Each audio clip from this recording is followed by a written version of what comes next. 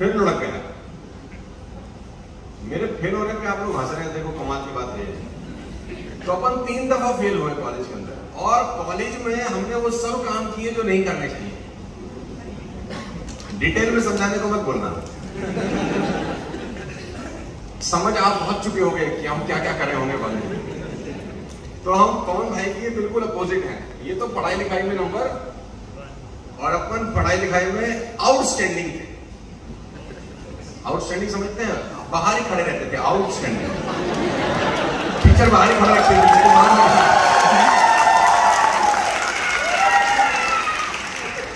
हमारी पढ़ाई लिखाई में हाथ बहुत टाइट था। आजकल तो परसेंटेज बड़ी अच्छी होगी बच्चों की, 97, 98, 99 ऐसे परसेंटेज लाते हैं बच्चे लोग। मैं अभी एक इंस्टीट्यूट में गया, GNIT करके इंस्टीट्यूट है नोएडा के अंदर। तो वहाँ पर कुछ बच्चों को मुझसे मिलवाया, वहाँ के प्रिंसिपल ने, 98%, 99%। तो मैंने बोला 98, 99 तो मेरे सारे सब्जेक्ट में मिला के भी नहीं आते थे। आजकल बच्चे क्या गजब लिखते हैं, या तो लिखने वाले कुछ कमाल के हैं या चेक करने वाले लल्लू हैं। हमारे को तो अगर किताब दे दे ना कोई कि ये बुक है, ये तेरा क्वेश्चन पेपर है, देख के लिख, साला मैं देख के भी लिखूं तो भी 90 नंबर नहीं ला सकता। बच्चे बिना देखे भी 95, 98 ले आते हैं। तो हमारा जो कॉलेज का सफर था वो बहुत शानदार था, क्योंकि शानदार इसलिए था कि पढ़ाई लिखाई हमने बिल्कुल करी नहीं, और बड़ी मुश्किल से हमारा फाइनली फिर ग्रेजुएशन में बहुत शानदार मार्क्स आए। इतने ही आए कि बस पास हो गए। और 2 शौक थे मुझे, क्या बोलते हैं, कॉलेज में। रिकॉर्डिंग हो रही है तो दोनों बता नहीं पाऊंगा, मेरी थोड़ी छवि ठीक है बाजार में, इसका ध्यान रख रहा हूं मैं।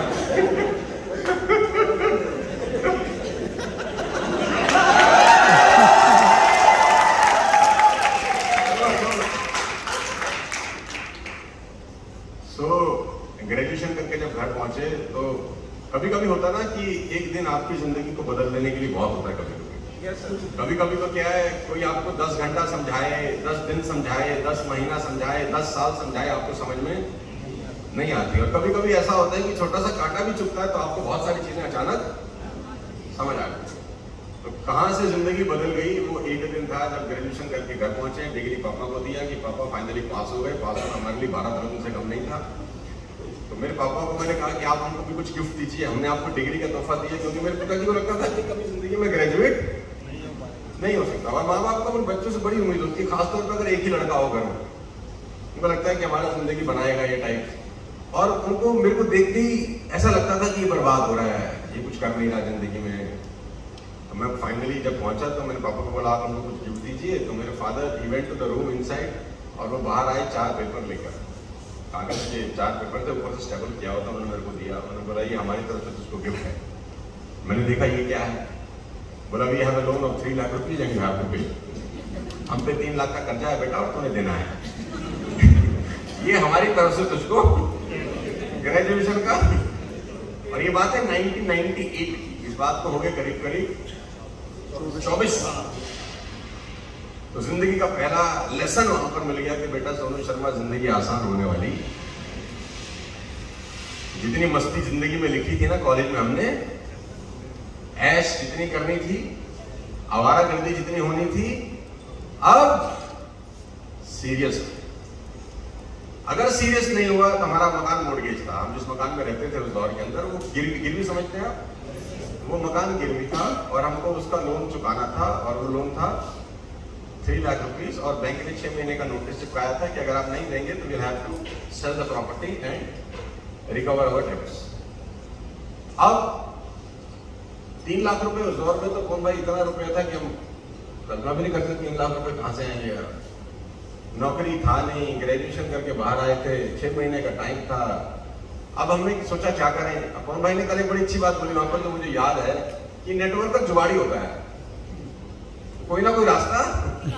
तो शुरू से नेटवर्क मार्केटिंग का कीड़ा तो रहा होगा हमारे अंदर, जुगाड़ी तो अपन शुरू से थे। हमने कहा क्या करें। तो हमारे फादर साहब के एक दोस्त थे चार्टर्ड अकाउंटेंट, राजीव नाथवानी उनका नाम था। मेरे पापा बोले तू राजीव से मिल, शायद वो कोई रास्ता निकाले। तो मैं अंकल राजीव के पास गया। मैंने कहा राजीव जी ऐसी ऐसी हमारी स्थिति है, 3 लाख का कर्जा है, हमको देना है, हमारे पैसा नहीं है, तो क्या रास्ता है। बोला मैं तेरे को एक रास्ता बताता हूँ, चलेगा? मैंने कहा बिल्कुल चलूंगा। तू एक काम कर, लोन उतारना है? मैंने कहा तू लोन ले ले। मैंने कहा ये अच्छा आदमी है भाई, लोन उतारने? हाँ। मैंने कहा हमको कौन लोन देगा? पूरा भारत सरकार एक लोन चलाती है जिसको बोलते हैं प्रधानमंत्री रोजगार योजना, उस दौर में चलता था, PMYR बोलते थे उसको। उसमें 1 लाख रुपए तक का कर्जा मिलता था उन गरीब लोगों को जिनके पास गिरवी करने के लिए कुछ नहीं है। तो हमने कहा भैया हमारे को दिला दो 1 लाख रुपए का कर्जा। तो उसने पेपर पर बनाया, फर्जी बनाया कि इसको कंप्यूटर लगाना है घर गृहस्थी चलाने के लिए, तो ऐसा सरकार इसको 1 लाख रुपए का लोन ग्रांट करे। तो वो 3-4 महीने चक्कर लगे मेरे, वो 80,000 रुपए का लोन मुझे पास हो गया। अब वो 80,000 रुपए का लोन लेकर हमने वहां जमा करा दिया जहां 3 लाख रुपए देने थे, और उनको बोला कि भैया हमारे पास पैसा नहीं है लेकिन नियत है, दे देंगे, थोड़ा सा हमको मोहलत दे दो। तो मुझे याद है वो बैंक वाला मुझे बोलता था कि यार तू लड़का तो शरीफ सा लगता है, हम तेरे को मोहलत देते हैं, तू वापस करेगा? मैंने कहा तेरे को 80। तो मुझसे पूछा कहां से लाया ये 80,000? तो मैंने कहा सच बताऊं कि झूठ? ने बोला सच बता। मैंने कहा जी हुजूर लोन लिया। अच्छा उसको गुस्सा तो बहुत आया, लेकिन वो मेरी पीठ पे हाथ रख के बोला कि लड़के ने बोला तो 25/19 उस लोन अकाउंट नंबर है। पंजाब एंड सिंध बैंक से मैंने वो लोन लिया था, अगर आप जाएंगे तो आपको दिखाई देगा। Punjab and Sind bank loan number है 25/90। 80,000 रुपए का ग्रांट हुआ था और 3 महीने लगे थे 80,000 का लोन लेने के लिए। और आज ये बात समझ में आती है कि आपका लोन, कल पवन भाई भी बता रहे थे, मैं रिलेट कर रहा था जब वहां पर लोगों से बात कर रहे थे कि लोन आपके शक्ल देखकर कोई नहीं देता, आपके फाइनेंशियल देखकर देते हैं। तो 21 साल 22 साल पहले भी मेरा नाम यही था, 22 साल पहले भी मेरा यही पैन नंबर था, 22 साल पहले भी मैं ऐसा ही दिखता था करीब करीब, लेकिन 1 लाख का लोन लेने के लिए 3 महीने लग गए। आज अगर 50 करोड़ रुपए का भी लोन हो तो वो 3 दिन में मिल जाता है।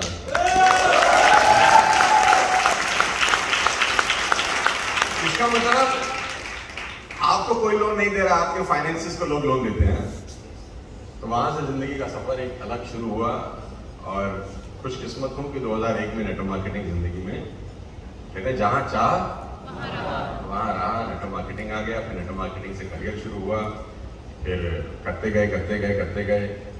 फिर लास्ट कंपनी में जहां मैं था वहां मैंने 15 साल बिताए। फिर 3 साल पहले मैं वेस्टिज का हिस्सा बना, और जब मैं वेस्टिज में आया तो मैं 200 करोड़ रुपए का बिका था। ऐसा मेरे को सुनने को मिला, सुन के बड़ी खुशी होती थी। 100 करोड़ रुपए। तो मेरे पिताजी ने एक दिन मुझे बुलाया, मुझे बोले सच्चा बता दो जी कितने पैसे मिले। ये 200 करोड़ मिले हैं, ये सच है? मैंने कहा अगर मिले हो तो अच्छा। मेरे दोस्त लोग मुझसे पूछते थे, अच्छा ऐसे लोगों ने मुझे फोन किया पवन जी जिनसे मेरी 10 साल तक बातें नहीं हुई थी, मुझे पूछ के तेरे को 200 करोड़ रुपए मिले? मैंने कहा पहले तो मुझे बताओ तुम्हें दुख है या खुशी?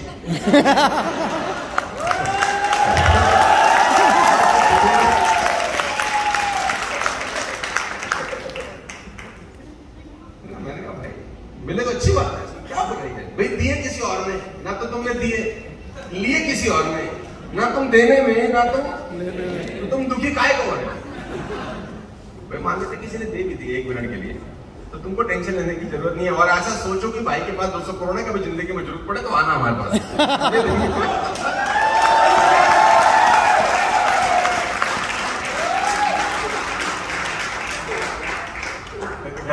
मजाक वाली बात है। वेस्टिज 3 साल से बहुत अच्छा सफर रहा, बहुत शानदार रहा, बहुत कुछ सीखने को मिला। जब मैं आया तो मुझे हरीश जी मिले, मुझे बहुत अच्छा लगता है आपसे बताते हुए कि हरीश जी से आज बहुत रिलेशनशिप डेवलप हुए। मेरे ऑफिस भी आए एक बार और हम लोग बहुत अच्छा बातचीत की आपस में। पवन जी से मुलाकात हुई, फिर भूप से मुलाकात हुई। मुझे बहुत अच्छा इंसान लगा वो। मुझे नहीं पता कि आपसे मुलाकात होती होगी आपके नेटवर्क में, क्वालिटी में मतलब वो दिल का हीरा आदमी लगा मुझे, जितने भी मैं लोगों से अपनी लाइफ में मिला हूँ। He is a diamond. तो ये सब अच्छे लोग मिले। 3 साल बहुत अच्छे रहे कोविड के अंदर, और हमने बहुत अच्छा बिजनेस बिल्ड किया। और हाईएस्ट बिजनेस हमारा करीब 36 लाख बीवी तक पहुंचा उस दौर के अंदर। हमने कभी जिंदगी में सोचा नहीं था। 35 लाख का चेक था मेरा 15वें महीने का।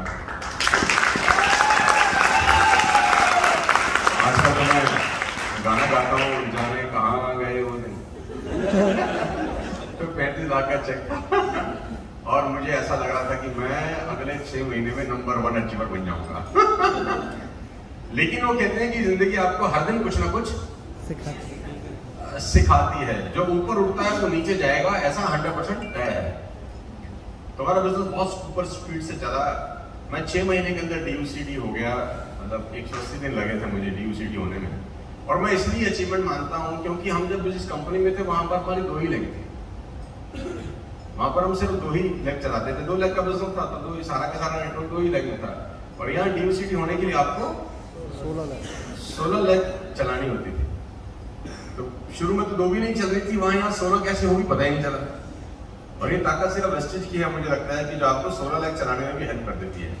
इंफ्रास्ट्रक्चर इतना शानदार है। तो 35 लाख 15 महीने का चेक था और पिछले 1-1.5 साल से मेंटेन था। लेकिन पिछले 4-5 महीने थोड़े से ऑब्स्टेकल वाले थे, आपके साथ भी रहे होंगे शायद। बिल्कुल। तो इसका मतलब आप और मैं एक ही नाव में सवार हैं, तो मुझे घबराने की जरूरत नहीं है। इसका मतलब वो हिंदुस्तानी आदमी होता है ना, उसके घर में लाइट जाती है तो पड़ोसी की देखता है तेरी भी गई है, खुश हो जाता है।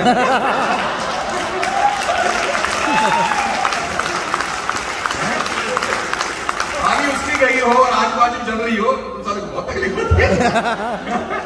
फिर वो बिजली बोर्ड के दफ्तर में फोन करता है हमारी लाइट नहीं आ रही, लेकिन अब देखते आजू नहीं, बाजू नहीं, सामने नहीं, पीछे नहीं, कुछ हो जाता है ना, किसी की नहीं। कोई टेंशन लेने वाली बात नहीं है कि सब एक ही नाव में सवार हैं। और ये रोलर कोस्टर राइड होती है नेटवर्क मार्केटिंग, ऊपर नीचे चलती रहती है।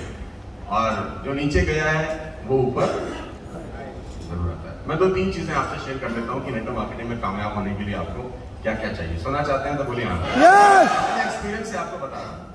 पहली बात, इस बात को हमेशा ध्यान रखना, नेटवर्क मार्केटिंग सीखने के लिए कोई आपको 100 किताब पढ़ने की जरूरत नहीं है। नेटवर्क मार्केटिंग सीखने के लिए आपको 100-200 ट्रेनिंग आने की भी जरूरत नहीं है। मैं आपको सिर्फ 15 मिनट में नेटवर्क मार्केटिंग का पूरा निचोड़ बता दूंगा। आपको 16वें मिनट तक क्यों जाने की जरूरत नहीं है। वही बात है, उस 15 मिनट की बात को मैं 15 घंटे में बता सकता हूँ, 15 महीने में बता सकता हूँ, 15 साल में बता सकता हूँ। 15 मिनट में वो कंसेंट्रेट है। पहला, ये नेटवर्क मार्केटिंग आपके हिसाब से नहीं होती, नेटवर्क मार्केटिंग के हिसाब से होती है। इसको लिख लो पेपर के ऊपर कि नेटवर्क मार्केटिंग आपके हिसाब से नहीं होती, नेटवर्क मार्केटिंग